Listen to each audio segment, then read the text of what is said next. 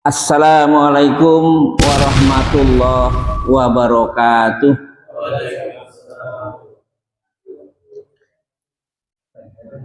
Alhamdulillahirabbil alamin. Wassalatu wassalamu ala asrofil anbiya'i wal mursalin wa ala alihi wa sahbihi wa man tabi'ahum bi ihsani ila yaumiddin. Amma ba'd.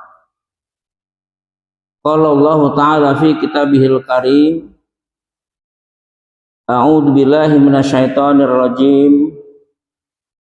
Ya ayuhan nasu ubudu rabbakumul ladzi khalaqakum wal ladzina min qablikum la'allakum tattaqun. Dan mereka memiliki mata tetapi tidak dipergunakannya untuk melihat apa yang menjadi tanda-tanda kekuasaan Allah. Dia tidak melihat bagaimana perjuangan Rasulullah. Dia tidak melihat bagaimana sejarah Nabi Ibrahim. Dia tidak melihat bagaimana gerhana bulan. Dia tidak melihat bagaimana bertukarnya antara siang dan malam. Maka perasaan dia itu biasa saja. Karena memang benar kata Rasulullah, ad-dunya sijnul mu'min wa jannatul kafir. Bahwa dunia ini adalah penjaranya orang mukmin dan surganya orang kafir. Sampai seperti itu Rasulullah memberikan kabar kepada kita. Kemudian mereka juga mempunyai telinga, tetapi tidak dipergunakan untuk mendengarkan ayat-ayat Allah.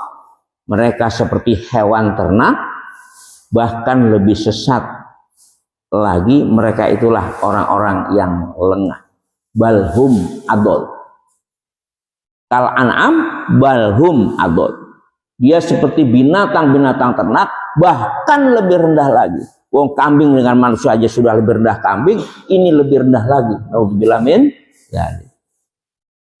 Jadi orang kafir itu tidak memanfaatkan matanya, telinganya, hatinya, dan indera-indera yang lain untuk bagaimana berusaha memahami ayat-ayat Allah yang menjadikan dasar utama keselamatan kita di yaumil akhir. Yang keempat, yang kelima, dampak dari kekafirannya itu adalah dengan keangkuhannya, dengan keras kepalanya, tidak mau menerima nasihat, dengki. Allah benci kepada orang-orang yang seperti itu. Tercantum dalam surat Luqman ayat 18. Dan janganlah kamu memalingkan wajah dari manusia karena sombong, dan janganlah berjalan di bumi dengan angkuh. Sungguh Allah tidak menyukai orang-orang yang sombong dan membanggakan diri. Jadi orang sombong dan hedon, membanggakan diri, itu Allah sangat benci. Karena surganya orang kafir adalah dunia, maka kekayaannya, kemampuannya, kecerdasannya itu menjadikan kesombongan buat dirinya. Maka orang kafir apabila dia mendapat rezeki, ini kan karena saya pinter, ini kan saya karena profesor bisa jadi kayak seperti ini. Jadi dia bangga dengan kemampuannya, sudah menjadikan sesuatu yang kata dia itu sukses. Tapi kalau seorang mukmin, ini semua adalah karunia Allah Subhanahu wa Ta'ala.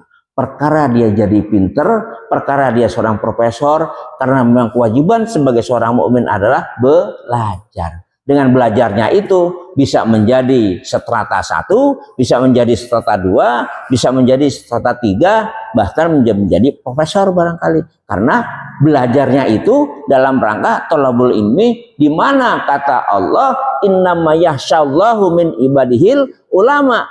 Sesungguhnya orang-orang yang takut kepada Allah adalah orang-orang yang berilmu. Itu intinya dari situ. Jadi berilmunya itu untuk menjadikan dia lebih takut kepada Allah. Karena panca inderanya seorang mukmin adalah dimanfaatkan untuk sejauh mana dia bisa menelusur, sejauh mana dia bisa memahami, sejauh mana dia bisa membaca, sejauh mana dia bisa melihat dan mendengar atas ayat-ayat Allah, menjadikan pekerjaan dia yang akan dilakukan dari hari ke hari. Kebiasaan itu kalau sudah baik, insya Allah menjadi husnul khotimah. Jadi tidak mungkin orang menjadi husnul khotimah kalau kebiasaannya adalah bermaksiat. Itu intinya. Sebagai logika manusia. Walaupun memang Allah akan berkehendak dengan sesuai apa yang dikehendaki.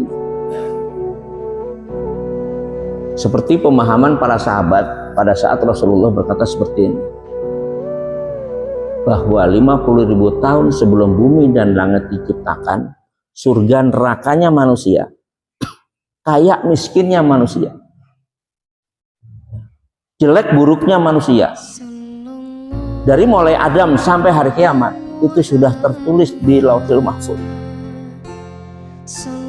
Logika berjalan. Ya Rasul, kalau seperti itu ngapain kita harus ibadah, zakat, sodakoh, banyak-banyak? Kenapa nggak kenikmatan kita aja? Kenapa harus kasihan sama orang? Kalau memang kita jadi orang jahat masuk surga, kan sudah ditulis oleh Allah. Kalau memang kita orang baik tapi masuk neraka, kan sudah ditulis oleh Allah. Karena surga, neraka dan segala macam sudah ditulis di Lauhul Mahfuz. Itu karena menunjukkan kekuasaannya Allah. Kalau Allah nggak tahu yang begitu, ya bukan Allah namanya. Kemudian Rasulullah menjawab, kamu tahu nggak kondisi besok setelah sekarang? Nggak tahu ya Rasul. Nah, disitulah kita sebagai manusia tidak tahu takdir Allah di esok hari. Dengan ketidaktahuannya itu, maka fastabiqul khairat. Berlomba-lombalah kalian untuk selalu berbuat baik.